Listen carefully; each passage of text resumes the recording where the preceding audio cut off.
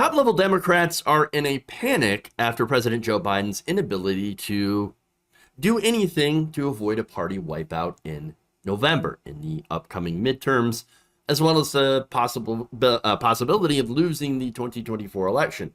I know it's a while away, but nonetheless, there is a palpable fear inside of the establishment that bad things are going to happen if young voters don't turn out. So now, some of them were speaking to Politico, but I have different sources. I have sources that spoke to The Hill, Huffington Post as well. And so basically what's going on here is you have Democratic strategists, insiders, and top-level supporters that have all weighed in on Biden's presidency. And so far, it's not good. And again, it's very important to look at the context here and who is actually doing the criticism. I'm a progressive, so, you know, I'm not a big fan of Joe Biden, but these people are. And so these people, you can't get more Washington Democratic establishment, rah-rah Joe Biden than these people. And so again, very important context here. So let's go to one unnamed top Democratic strategist saying this of the Biden team, quote, "It's infuriating. Our house is on fire, and it seems like they're doing nothing to put the fire out. They're just watching it with the rest of us." Again, pretty damning rebuke, but it's not the only one. Another Democratic strategist, this time named as Joel Payne, said Biden desperately needs to change course. Quote, "There's the administrative part of the job and the political part of the job." Okay. And it seems like this president is leaning more in the administrative role at a time when his coalition is thirsty for political clarity and leadership. Oh, let's be honest. I'm thirsty. I'm thirsty not for clarity and leadership. I'm thirsty for them to actually do some things. You know, things that they're able to do without having to deal with Manchin and Sinema. And that's things like, for example, you know, reschedule marijuana, for example, decriminalize that. I don't even do it, but I just think it's ridiculous that we're locking people away for smoking a plant. And so there's that. There's canceling student loan debt. There are things that they could do, things that the Biden administration can do to help average working people without having to deal as much with Congress. So now, and again, because we know there's massive Republican obstruction, the obstruction, of course, that we said that was going to happen. Obstruction is going to happen. Republicans are not going to work with Democrats unless it is something that the donors specifically want. And so Joe Biden not really able to do bipartisanship if the other side wants to basically block everything that you do. But okay, there's more. He also said, the president and his team have to be vigilant about providing that and balance the need to do both. Sure. Before I get into more of those, again, I just want to let everybody know, because there seems to be any sort of knee-jerk reaction for when you criticize the Democrats from the left, that you were lumped in with Trump voters or Bernie or busters. Let me be very, very clear here. I voted for Joe Biden in the general election in 2020. I am in a swing state. I did my duty, and I helped elect Joe Biden. I voted for Bernie Sanders in the Democratic primary. So let's be very, very clear.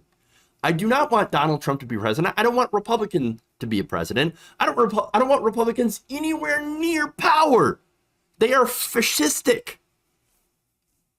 I don't want them anywhere near power. They don't deserve to be anywhere near power. That said, the point here is to sound the alarm, okay? So that Democrats get up off their ass, and I don't mean the voters, I mean the politicians that we put into office through our votes and the money that many of us gave, not myself, but many of us gave to these politicians to get them into office. do something with the authority that we have given you. That's all we're asking. And if you don't, I'm afraid of what's going to actually happen to our democracy. It's not just about electing Democrats. It's actually about protecting democracy. And we have done all that we should do, that you have told us to do, you have asked us to do. Now we're asking for the Democratic Party, the politicians that we put into power, to actually do their damn job. Okay, there's more. Okay, but again, and I have to say this, right? And I have to be very clear, because I know somewhere out there, someone's going to say, oh, so you want Donald Trump to win? You're Raymond. No, shove your smug condescension up your ass. So let's just say that, all right? I'm going to say that because I'm tired of it, and I'm tired of you, and I'm tired of the Democrats losing to fascists, okay? And taking our votes and our money for granted. So, I do not want to see Republicans retake the House and the Senate. I don't want to see Republicans take the White House. I don't want to see that, because that is the literal end of democracy. Okay? But again, this has gotten to a point where it is so bad that you have establishment Democrats, very, very pro-Biden Harris people, that are saying, what are you doing? For God's sakes, do something. Okay, so now let's go to Bakari Sellers. Bakari Sellers, not a progressive. Here's what he said on CNN of Biden. Quote, I'm not sure what he's doing. I can tell you what he ain't doing.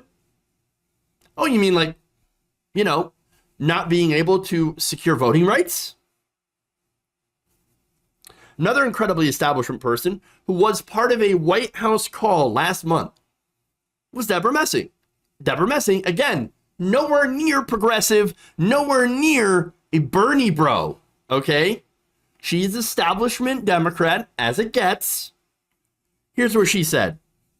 She said that she had gotten President Biden elected, and had basically, I don't have anything to show for it.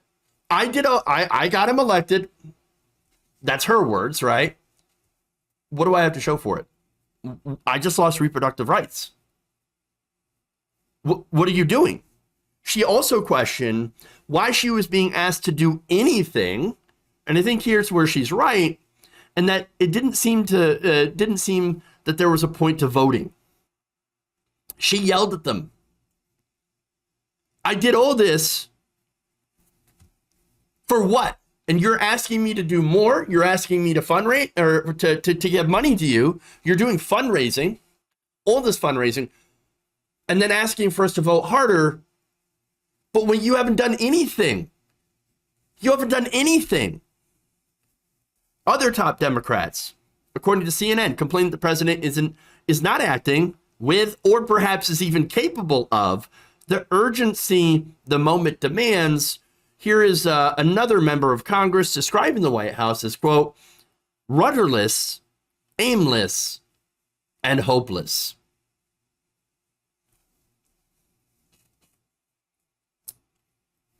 Not my words, their words, to illustrate how bad this really is. And how, of course, and I'm going to toot my own horn for a second, okay? Even though it's not really that big of a revelation, but I was right in saying, and you can look up the videos of me saying this during the primary election, that Joe Biden is not going to be the man for the moment. He is just not going to be able to meet the needs of what we need to do today. And that is to take big, bold, progressive action to solve these pressing issues. 2020 was not a normal year. These are not normal times. This is not 1986, okay? This isn't the olden days. Joe Biden still thinks it's 1950s. It's not. Completely different times, okay? And so he is not the man for the moment. And he never was. And by the way, the White House wasn't even ready for Roe to be overturned. They had known that memo was out for a month. They had known. Like, oh, hey, the Supreme Court's probably going to overturn Roe pretty soon. You might want to prepare for it. You might want to do something about it. You might want to have some plans. No, here's what they described it. A White House press aide assigned to the issue of Roe v. Wade was walking to get coffee when the alert hit. Several Democratic leaders privately mocked how the president stood in the foyer of the White House, squinting through his remarks from a teleprompter as demonstrators poured into the streets, making only vague promises of action because he and his aides hadn't decided on more. They found out through the news and were completely gobsmacked. Oh my God! No! I didn't think they were going to actually overturn Roe today.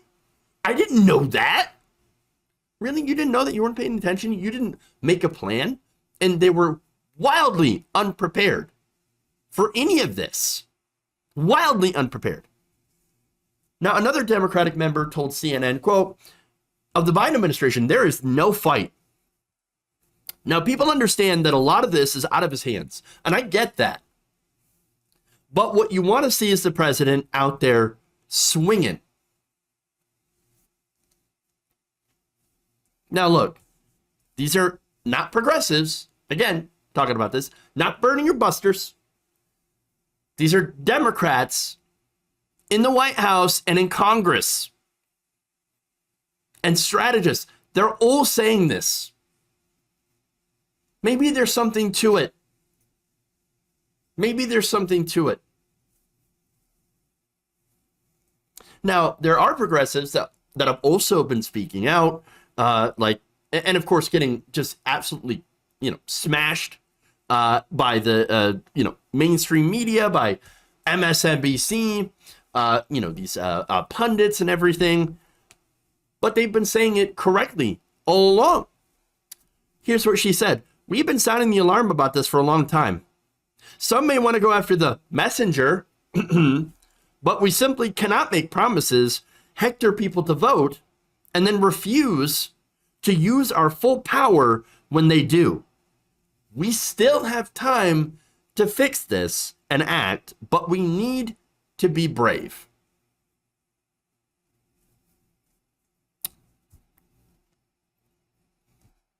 Well, we can tell who's not brave and who's not actually looking to do big, bold action. Now, look, her and Elizabeth Warren, again, Elizabeth Warren, progressive on some issues, but generally, considered to be more establishment than at least AOC. They got together and they put out a list of things the federal government could do to, for example, help women access abortion. All right, so now one of the ideas was to open abortion clinics on federal land where the states do not have jurisdiction. That idea panned, gone, just completely gone. Okay, so in fact, what we've seen from some of the larger Biden defenders is a dismissal of younger voters who are more affected by Roe. Older Democratic voters, again, not saying all of them, not making any generalities here, because I know a lot of older Democratic voters actually do watch the show and are great progressives. And they understand the importance of Roe. But what I'm talking about is a certain subset of people who have never ventured beyond watching MSNBC or any corporate news. And those are the ones that will go on Twitter and they'll attack progressives, they'll attack Bernie Sanders, they'll attack AOC, and they'll praise people like Joe Manchin for making sure the party doesn't go too socialist. And yet they'll also turn around and blame Bernie Sanders and progressives for wanting too much. Oh, that's how you got Trump. Hillary was right. She was right. So was Bernie Sanders. So was everyone else was right about Trump. But anyway, okay, so what we've seen, again, is a dismissal of younger people who are going to be most affected by this, by those particular people. Okay? So now, and not only that, but again, you have these older Democratic voters and older Democratic politicians like Clyburn. So that's House Majority Whip James Clyburn, who dismissed the court's ruling on Roe, calling it anticlimactic. Oh, really? Anticlimactic. Okay. You also have other Democrats like Representative Andy Levin, who had posted a photo of himself right after Roe, the decision had come out, doing yoga, saying he was turning inward to meditate on the decision. What are you doing meditating? Number one, you're not affected by this. Number two, we're not paying you to meditate. We're paying you to do things, to actually try to protect women's rights. And not just women's rights, of course, but the rights of trans men. Anyone with a uterus is affected by this. And then you had Nancy Pelosi going out there and reading a poem while members of her caucus sang "God Bless America" at the Capitol building. And that was supposed to be their big message. That was supposed to be them fighting back. Oh, and of course, blasting out nonstop fundraising emails. And of course, whenever I point that out, I get people that are like, oh, but you understand, Democrats need to fundraise. I mean, this midterm's coming up. Democrats are constantly fundraising. And the thing that frustrated me the most about it was the fact that they blasted out those fundraising emails like they had them pre-prepared. They had prepared for that. The second it was there, immediately, we're all inundated with, give us money, give us money. But where's your plan? If you had a plan, and if you were working on acting on it, then maybe we would consider. But no, it was just fundraising, and then this nonsense. But what's worse about Pelosi and Clyburn, and why it's so important to mention them, is because they had helped just recently an anti-choice Democrat beat a pro-choice progressive in Texas. That was a race between Henry Cuellar and Jessica Cisneros by about 200 votes, just over. They backed up Henry Cuellar and put all the establishment weight behind him. He refused to codify Roe v. Wade. And he's saying, I'm an anti-abortion, Democrat. What? Let me be me. Just let me be me. No, Henry Cuellar, if you want to be you, there's a party that is very anti-choice and very pro-gun. It's called Republicans. Why don't you go there? Why don't you become one of them?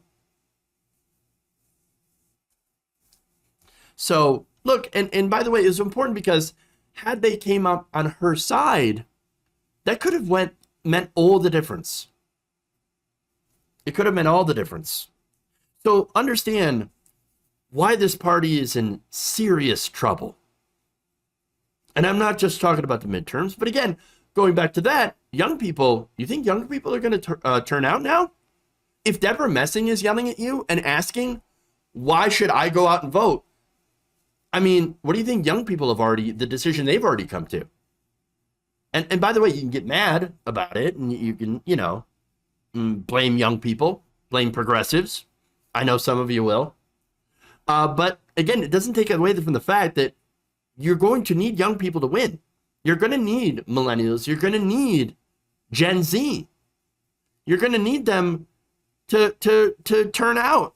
And right now, they're not. Just 37% of Gen Z and millennials support Joe Biden, have a positive view. Harvard Institute's politics also found approval ratings with Gen Z were down 18 points to a different poll in the last year to around 41%. And Gallup found a 21-point drop to 39%. Biden overwhelmingly carried the young during the election. But now, historic drops in approval ratings. Young people not happy. And again, it's not because they think Trump and Republicans are better. No, it's because they want Biden to do something, and he's not. One pollster mentioned in the political piece is Terrence Woodbury. So now Terrence Woodbury says that Gen Z, and he's wrong about this one, but he thinks that Gen Z just wants to see more political theater. Now, I say that and point that out because, again, this is who is talking to Biden and the team. But he also gets it partly right. So let's go into that. Now, he says that Democrats just need to value signal, another word for virtue signal, a little bit more, that the Democrats are willing to fight for them. Because right now, they're not even doing that. They're not even putting out the bare minimum of saying, oh, no, don't worry, we'll fight for you. We actually are going to try to fight for you, and we're even going to try to show you. They're not even doing that. They're just saying, shut up, get in line, and vote harder. I mean, that doesn't go along well with younger people. Okay? So now, Woodbury, again, wrong about that. We don't care about virtue signaling. Young people don't want value or virtue signals. We just want Democrats to do something. That's it. Just do something. Again, kneeling with kente cloth is not going to do it. Reading a poem is not going to do it. Again, I mentioned things that Biden can do. One major thing for young people is to cancel student loan debt. $10,000. You even reneged on $10,000 of student loan debt. You could do 50. You could do all of it. Still, you have the authority to do so without Congress, but you've been thinking it over for I don't know, a year? Longer than that? Again, decriminalize cannabis on the national scale. And yes, even do a little bit of, value signaling by using the bully pulpit to say, this is what I want to do. This is who's blocking it. Yes, it's Republicans. Yes, it's Mitch McConnell. But yes, it's also Joe Manchin. Yes, it is also Kyrsten Sinema that refuse to make carve-out exceptions in the filibuster. So that's the thing. There are carve-outs. They can carve this out and do voting rights and do a vote to codify Roe v. Wade. If they can manage to get past that filibuster. And again, not completely just destroy the filibuster. I know there are people that are worried about that. But you can make a carve-out for these. And Biden's already said, I'm interested in doing a carve-out for abortion rights. Then that means you just have to apply pressure. Oh, but then Joe Manchin's not going to do anything. Okay, he's not doing anything now. So what difference does it make? You should try it. You should actually try to do something. You should actually try to fight for your agenda. You should fight for your agenda and not give up prematurely, because that inspires absolutely no confidence in you or anyone else. And if there's no confidence in you or anyone else, then who's going to turn out for loser Democrats? I'm trying to help you guys. It's up for you. It's up to you if you actually want to take the advice and win, or at least show people that you're willing to fight. There's more. Chuck Rocha, Democratic strategist, said he has found in focus groups that just saying, I'm fighting for it is not enough anymore.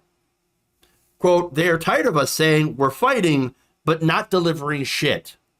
What can you do tangibly to make a difference to do something about this?